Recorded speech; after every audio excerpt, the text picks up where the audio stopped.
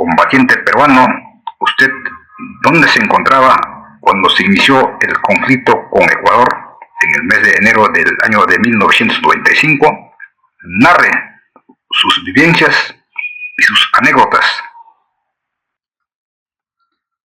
Cuando se inició el conflicto con Ecuador en el mes de enero del año de 1995, me encontraba laborando en el distrito de Pelejo, que es uno de los 14 distritos de la provincia de San Martín, que se encuentra en la margen derecha del río Guayaga, entrando desde Yurinahuas a 6 horas río arriba en deslizador o bote, conocido como Pequepeque. En este distrito permanecí como jefe de la base contrasubversivo número 28 desde el 5 de diciembre de 1994 hasta el 29 de enero del año de 1995. En el año de 1994 vivíamos la violencia política por la guerra contrasubversiva. En este distrito de escasa población había mucha pobreza, carecían de los servicios básicos, no tenían agua potable, no tenían desagüe, no contaban con electrificación. Sus habitantes en su totalidad era gente muy humilde. Para subsistir se dedicaban a la pequeña agricultura, ganadería y la pesca. No había canales de televisión y en la pequeña posta médica no había medicamentos, ni médicos, ni siquiera enfermeros, pero sí tenía un aeropuerto para las avionetas de los narcotraficantes a 1 hora de camino a pie. En aquellos tiempos, una de las misiones que teníamos era cuidar el aeropuerto para evitar el transporte de droga de las firmas peruanas y colombianas.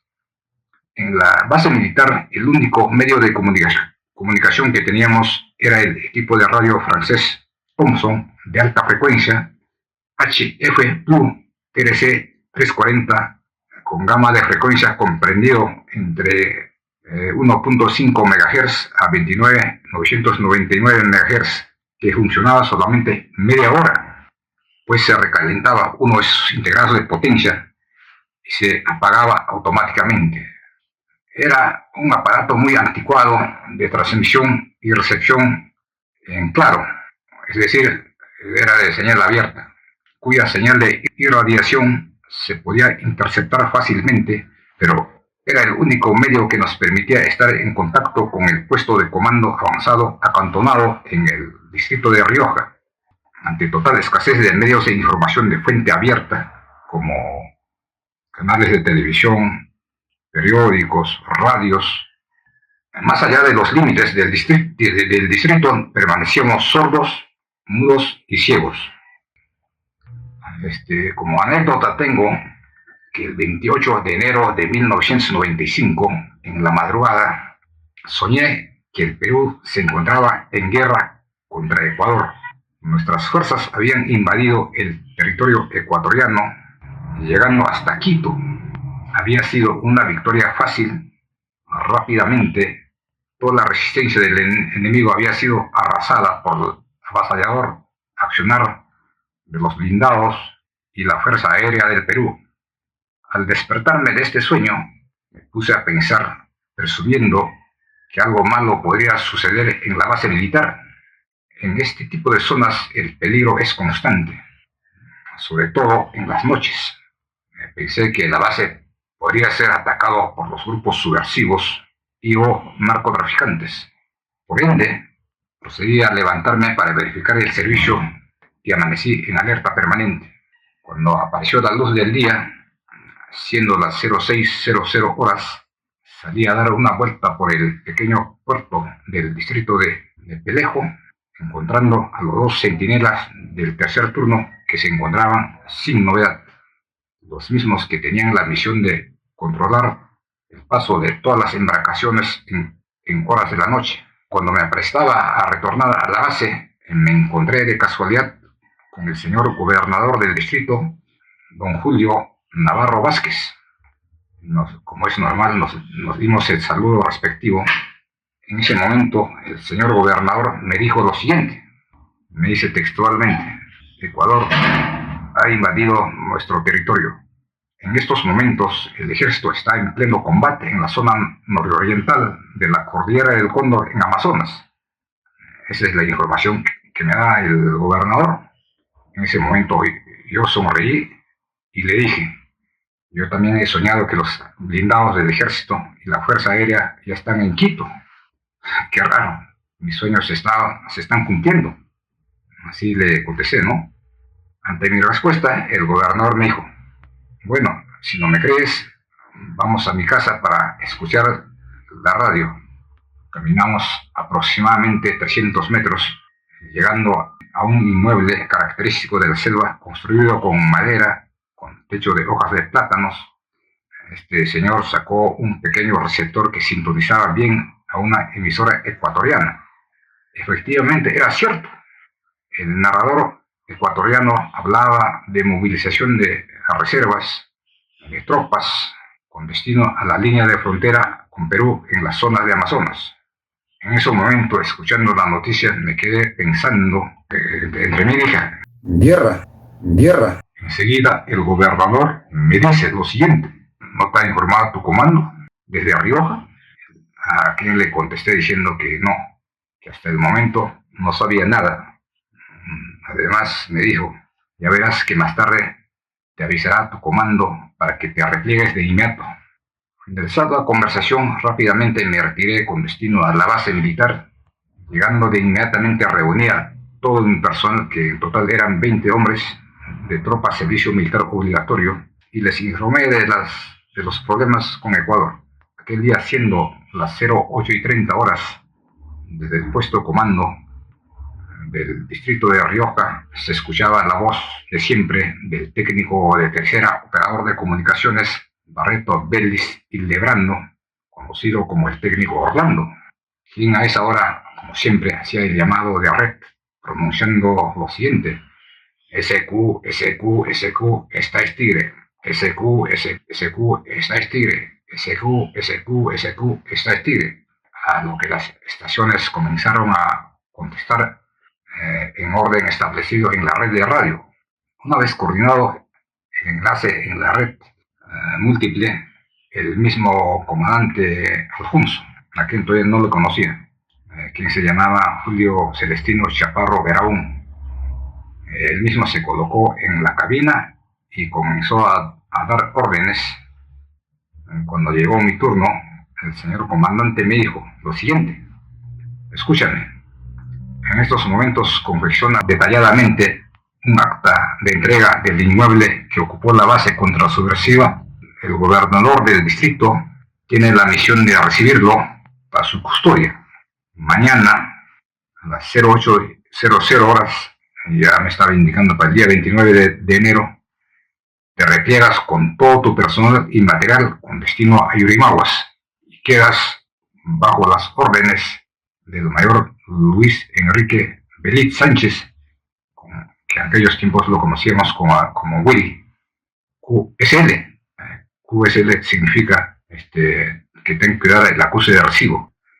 Bueno, ignorando la realidad que vivía nuestro país, en la mañana del 29 de enero de 1995, siendo las 08:00 horas, me marqué con destino al distrito de Yurimaguas, a donde llegué siendo las 13 horas, lugar donde me enteré que desde los primeros días del mes de enero de 1995, las operaciones militares se habían convertido en una de las principales noticias del Perú y del mundo. Transcurrían los días, en los periódicos comenzaron a publicarse nombres de los lugares como el puesto de vigilancia número 1, el puesto de vigilancia número 2, Cueva de los Tallos, La Ye, Base Sur, Helipuerto Tormenta, Tiwinza, etc. En la base contrasubversiva del distrito de Yurimaguas se conformó la Compañía C, integrado por el personal de las bases contrasubversivas del distrito de Pampa Hermosa, del distrito de Pelejo, que estaba bajo mi comando, y del mismo Yurimaguas. El día domingo 5 de febrero se organizaron las patrullas y todos quedamos aprestados para el desplazamiento con destino a Bagua, vía aérea.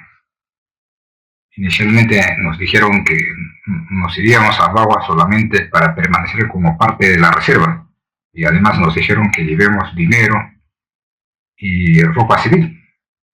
Entonces el personal de la base nos habíamos organizado ya quienes iban a ser el jefe de patrulla, todo. Tal vez así que el día 6 de febrero de 1995, siendo las 0800 horas, las patrullas salieron de la base con destino al aeropuerto de Yurimaguas. En aquellos tiempos, en las inmediaciones del aeropuerto de Yurimaguas, había una base militar de Estados Unidos, de Norteamérica. Ahí tenían los gringos 160 hombres. El que comanda son los gringos, mismo gringo, ¿no?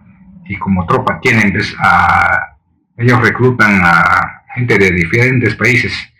Habían uruguayos, centroamericanos, bolivianos, argentinos, habían como tropa del ejército norteamericano. Estaban ahí dentro del aeropuerto, tenían una base totalmente equipado, tapado, camuflado. Decían que 100 metros a la redonda todo estaba minado. Y cuando por ahí se rumoreaba que Sendero Luminoso atacaría, ingresaría a Yurimaguas, los gringos venían a coordinar con nosotros. Allí conversábamos con sus tropas, ¿no? Que eran latinoamericanos. Entonces yo les preguntaba cuánto de sueldo recibían. En aquellos tiempos un soldado norteamericano recibía $3,000. Esos tropas egipcios eran mercenarios. Había también peruanos ahí en esa tropa que estaba formando como tropa de Estados Unidos. Entonces esas situaciones a veces la prensa no lo publican o ahí pasa por desapercibido. En ese tiempo, como les repito, había una base militar ahí. Decían que había 160 hombres de los Estados Unidos.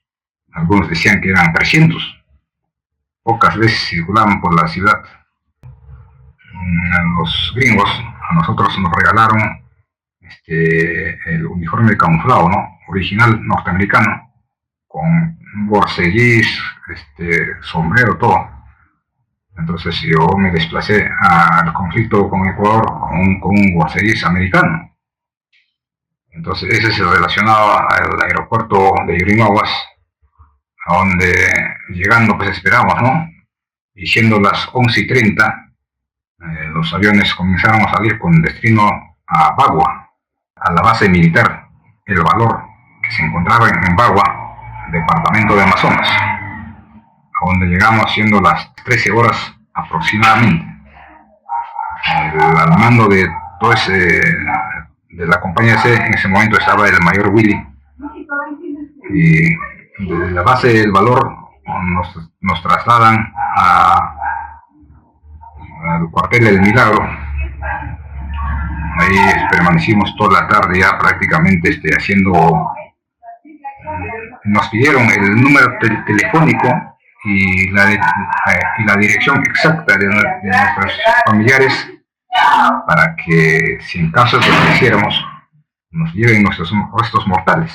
Ahí la gente está medio asustada ya, porque yo hice esa relación de todos los oficiales, técnicos, suboficiales y tropa.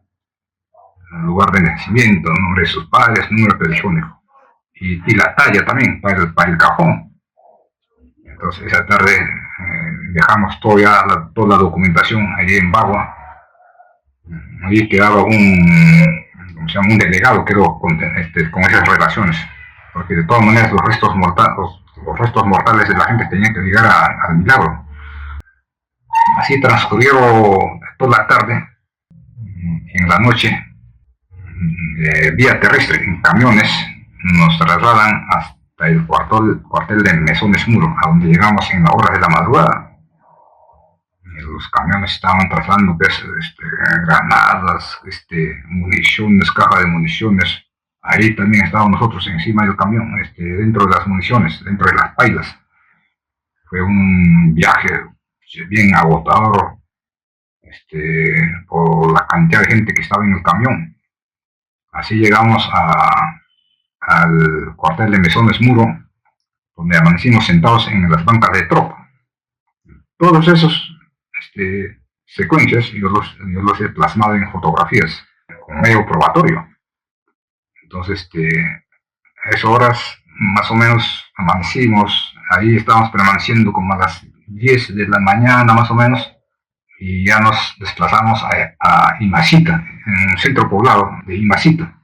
Allí unas señoras voluntarias nos dieron pues como almuerzo un plato de arroz con payar, porque nosotros ya por segundo día estábamos sin rancho. Entonces de ahí nos trasladamos al río Marañón. Ahí estaban los pequepeques de madera, armados con madera. Ahí subimos en el río abajo. Nos trasladamos con la base militar de Ciro Alegría, que está en Amazonas. Recuerdo que nos estábamos desplazando y los reporteros de América Televisión salían con destino a Imacita. Nosotros estábamos entrando con destino a Ciro Alegría. Ellos nos filmaron, nos tomaron fotos, todo. Entonces nosotros proseguimos bajando a través del río Marañón, pasamos por Uracusa y llegamos al puerto fluvial de Ciro Alegría. Era el día 7. A esa hora que nos estamos desembarcando, apareció un helicóptero de combate MI-25 de la Fuerza Aérea del Perú. El ruido era potente, ¿no? Bajo un cielo con nubarrones. Entonces yo estaba subiendo y me puse a ver el helicóptero y me anunciaba de una desgracia. Ese ruido hacía presagiar que habían sufrido una desgracia. Entonces nosotros subíamos, llegamos a la emplanada, al aeródromo de Ciro Alegría, y el helicóptero de combate de la Fuerza Aérea, el MI-25, estaba ya por aterrizar. Y inclusive yo tengo una foto de ese helicóptero, y anunciaron que el día 7 habían derribado el otro helicóptero de la Fuerza Aérea, el comandante, creo que es Esquinone. Imagínate, yo había presagiado que ese helicóptero iba a llegar con una mala noticia, y de hecho que llegó con una mala noticia, que el otro helicóptero casi al mediodía había sido derribado. Fue el primer helicóptero de combate que fue derribado en el Valle del Cenepa.